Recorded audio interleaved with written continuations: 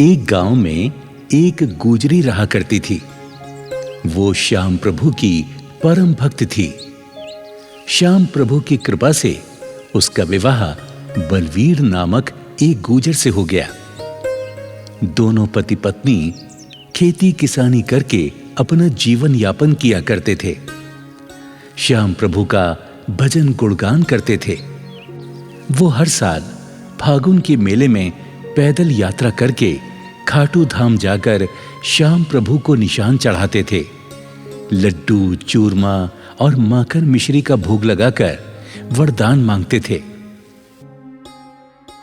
हे श्याम प्रभु, आप तो अंतर्यामी हैं, मेरे मन की बात जानते हैं। मैं निसंतान हूं। आप मेरे घर में एक फूल खिला दें। बड़ी कृपा होगी भगवान, बड़ी कृपा होगी। एक बार जब दोनों पति पत्नी खाटू धाम से अपने गांव वापस आए तो अचानक पति बीमार हो गया। गुजरी बेचारी बहुत गरीब थी। वो उसका ठीक से इलाज भी नहीं करा पा रही थी। वो श्याम प्रभु से अर्जी लगाती थी। हे श्याम प्रभु, मेरे पति को शीघ्र ही स्वस्थ कर दो। इनके सिवा मेरा इस गांव में कोई सहारा नहीं है। लेकिन गुजरी को क्या पता कि उसके पति की आयु विधाता ने इतनी ही लिखी है। चारपाई पर पड़ा हुआ वो अपनी पत्नी से बोला,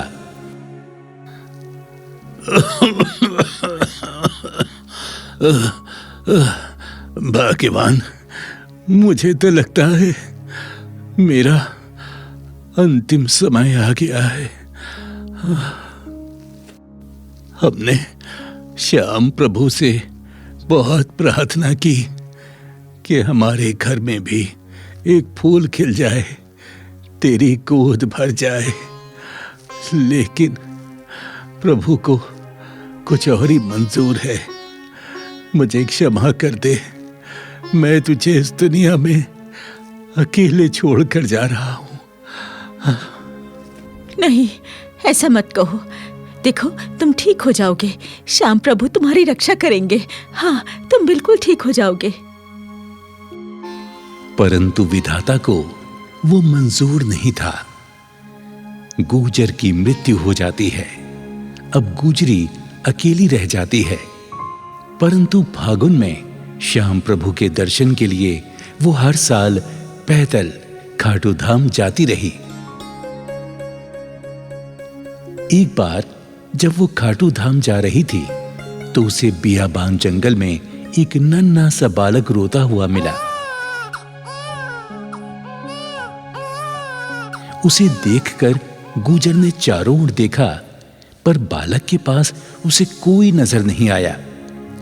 गुजरी ने सोचा, ये मेरी श्याम प्रभु की ही इच्छा है। जो इतना सुंदर बच्चा मुझे मिला है, मैं इसका पालन पोषण करूंगी।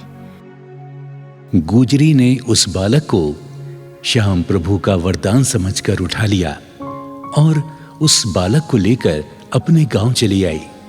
जब गांव आई तो लोग पूछने लगे कि ये बालक तुम्हें कहां से मिला? तो गुजरी बोली, ये मेरे श्याम प्रभु का ही आशीर्वाद है। ये बालक मुझे खाटू धाम के रास्ते में मिला है। मैं इसे श्याम प्रभु का वरदान समझकर लाई हूं। अब ये मेरा बालक है, मैं इसका पालन पोषण करूंगी। हाँ, इस बेचारी का तो कोई सहारा ही नहीं। श्याम बाबा ने शायद इसीलिए इसको ये बालक दिया है। जय हो खाटू श्याम बाबा की, जय हो, जय हो। गुजरी उस बालक को बड़े लाड प्यार से पालने लगी। धीरे धीरे बालक 10 बरस का हो गया। हर साल पहले की तरह गुजरी बालक को लेकर फागुन मेले में श्याम प्रभु के दर्शन करने जाती रही। एक समय गुजरी बहुत बीमार हो गई तो वो श्याम बाबा से हाथ जोड़कर प्रार्थना करने लगी, हे श्याम प्रभु, मैं हर साल तुम्हारे दर्शन को पैदल पैदल जाती थी, मगर आज मैं विवश हूं। मैं बीमार पड़ी हूं, लाचार हूं, चल फिर नहीं सकती। मुझे क्षमा करो प्रभु, मुझे क्षमा करो। मैं कैसे तुम्हारे मेले में आऊं? मुझे क्षमा करो प्रभु। माँ, तुम क्यों रो रही हो? मैं बड़ा हो जाऊंगा तो तुम्हारा इलाज शहर के किसी बड़े डॉक्टर से करवाऊंगा। तुम रो मत माँ। बेटा, मैं अपनी बीमारी से नहीं डरती। मुझे मौत का कोई भय नहीं। मैं तो सिर्फ अपने श्याम प्रभु से बिछड़ने के कारण रो रही हूँ। तुम चिंता मत करो माँ, श्याम बाबा हमें जरूर फागुन मेले में बुलाएंगे। इस प्रकार मां की श्याम प्रभु के दर्शन की अभिलाषा को देखकर बेटा हमेशा सोचता, क्यों ना अपनी मां को अपनी पीठ पर बैठाकर खाटू धाम की यात्रा कराऊं, मां को फागुन मेले में ले जाऊं। जब बेटा 18 वर्ष का हो गया तो उसने निर्णय लिया कि वो अपनी मां को जरूर खाटू धाम ले जाएगा और अपनी मां से बोला, मां, तुम दुखी क्यों होती हो? जब तुम्हारा बेटा है तो तुम चिंता ना करो। मैं तुम्हें अपनी पीठ पर बैठाकर खाटू धाम लेकर जाऊंगा। चलो मां, तुम तैयार हो जाओ, हम लोग जल्दी ही चलेंगे। बेटा, खाटू धाम बहुत दूर है, तुम थक जाओगे। मां, दुनिया के बोझ से मां का बोझ उठाना ठीक है। तेरे आशीर्वाद से और श्याम बाबा की कृपा से मुझे कुछ नहीं होगा। मां, तुम इनकार ना करो, चलो ना, तैयारी करो, चलते हैं। बेटे के आग्रह पर मां तैयार हो जाती है। बेटे की पीठ पर मां बैठ जाती है। बेटा खाटू धाम की यात्रा प्रारंभ कर देता है। कभी वो रास्ते में बैठ जाता तो कभी मां को लेकर चलने लगता। तभी श्याम प्रभु अपना चमत्कार दिखाते हैं। रास्ते में उन्हें एक गाड़ीवान मिलता है। वो पूछता है, बेटे, तुम कहां जा रहे हो और ये बुढ़िया तुम्हारी कौन है? बाबा, ये मेरी मां है। बीमारी के कारण ये चल नहीं सकती, इसीलिए मैं इसे अपनी पीठ पर बैठाकर खाटू धाम लेकर जा रहा हूं। मां की इच्छा है कि मैं श्याम प्रभु के दर्शन करूं। वाह बेटा वाह, तुम धन्य हो जो अपनी मां की इच्छा पूरी कर रहे हो। इस कलयुग में तुम श्रवण कुमार हो। धन्य हो बेटा, धन्य हो। अच्छा बेटा, तुम अपनी मां को लेकर मेरी गाड़ी में बैठ जाओ। मैं भी खाटू धाम की ओर जा रहा हूं। तुम्हें मैं वहीं छोड़ दूंगा। इस गाड़ीवान को मैं जानता नहीं, मैंने कभी नहीं देखा इसको। मैं क्या करूं? ये तो मेरे लिए अनजान है। मैं इस पर बैठूं कि ना बैठूं? अरे बेटा, सोचो मत, बैठ जाओ। शायद श्याम बाबा की यही इच्छा हो। आ जाओ, आ जाओ, बैठ जाओ गाड़ी में। मां और बेटा दोनों गाड़ी में बैठ जाते हैं। थोड़ी देर के बाद खाटू श्याम के धाम पहुंच जाते हैं। लो बेटा, ये आ गया श्याम बाबा का दरबार। अब आप लोग बाबा के दर्शन करो, मैं चलता हूं। मुझे जरूरी काम से कहीं जाना है। धन्यवाद बाबा, आपका बहुत बहुत धन्यवाद। गुजरी और उसका बेटा वहां उतर जाते हैं। जैसे ही पलटकर देखते हैं, गाड़ीवान अदृश्य हो जाता है। हाँ, मां, वो गाड़ीवान कहां चला गया? आपने देखा? अभी अभी तो उसने हमें यहां उतारा है। कहां चला गया वो? बेटा, ये मेरे श्याम प्रभु की लीला है। पता नहीं किस भेष में भगवान मिल जाए। चलो बेटा, अब देर ना करो, श्याम बाबा के दर्शन करें। धीरे धीरे रात होने लगी। मां और बेटे मंदिर के पास ही सो गए। तभी श्याम प्रभु गुजरी के सपने में उसे दर्शन देते हैं और कहते हैं, हे देवी, तुमने कहा था कि आप मेरी सहायता क्यों नहीं करते। तो हे देवी सुनो, जब तुम्हारा बेटा तुम्हें मेरी यात्रा करा रहा था, तब वो गाड़ीवान मैं ही तो था। तुम जैसे भक्तों की रक्षा मैं सदैव करता हूं। भक्तों की पुकार सुनकर मैं कभी घोड़े पे सवार तो कभी गाड़ीवान बनकर उनकी सहायता करता हूं।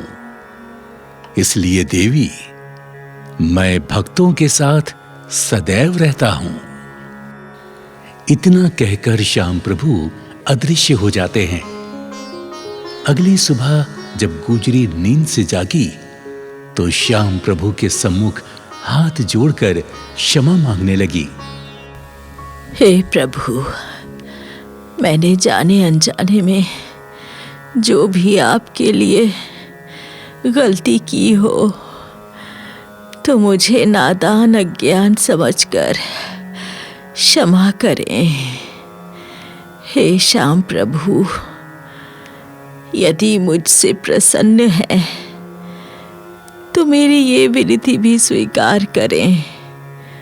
हे नाथ, मैं आपसे कभी बिछड़ना नहीं चाहती, इसलिए मुझे हमेशा हमेशा के लिए अपने चरणों में ही स्थान दे दीजिए, ताकि सदा सदा आपके चरणों में ही वास करूं, मैं आपकी सेवा करूं, आपकी सेवा से कभी दूर ना रहूं। हे नाथ, मेरी दूसरी इच्छा है कि मेरा बेटा मेरे बाद अनाथ ना हो जाए। उसे सदा अपनी सेवा में ही रखना है प्रभु, सदा उसे अपनी सेवा में ही रखना।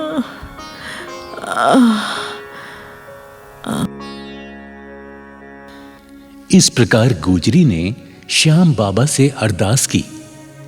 गुजरी जैसे ही विनती करके मंदिर के आंगन में आई, उसे बड़ी जोर का चक्कर आया और वो वहीं गिर गई। मां को देखकर बेटा घबरा गया।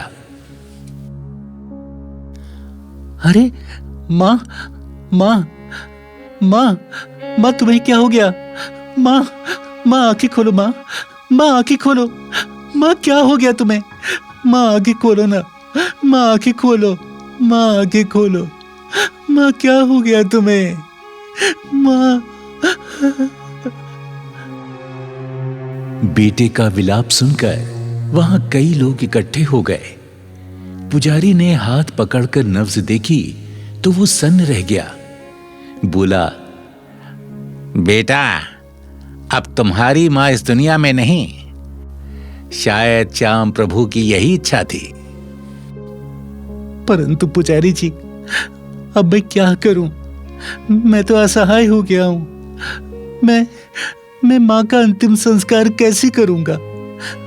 बताइए, कैसे करूंगा मैं? बच्चा, तुम चिंता मत करो, हम चिता की तैयारी करते हैं। हाँ, हम सब मिलकर तुम्हारी माता का अंतिम संस्कार कराएंगे। नहीं, इस देवी को अग्नि नहीं दी जाएगी। ये श्याम बाबा की भक्तिन है, इसे समाधि में ही स्थान दिया जाएगा। वहां उपस्थित सभी लोगों ने उसकी बात मान ली और खाटू धाम से कुछ ही दूरी पर उसकी माता की समाधि स्थल बना दिया गया। वो गुजरी सदा सदा के लिए अमर हो गई। वो आज भी श्याम बाबा की सेवा में लीन है। बाबा, बाबा, मेरा अब कोई नहीं। आप तो हारे के सहारे हैं बाबा। मुझे भी सहारा दो, ताकि आपके धाम पर ही रहकर मैं सदा आपकी सेवा करता रहूं, सदा आपकी सेवा करता रहूं बाबा। और इस प्रकार वो बालक जो अपनी मां से बिछड़ गया था, वो श्याम प्रभु के वरदान से उस गुजरी को प्राप्त हुआ और खाटू श्याम का परम भक्त और श्याम बाबा का पुजारी बना। इससे यही प्रेरणा मिलती है कि श्याम प्रभु हारे के सहारे हैं। वो अपने भक्तों का हमेशा ध्यान रखते हैं। जय श्री खाटू श्याम की, जय हारे के सहारे की।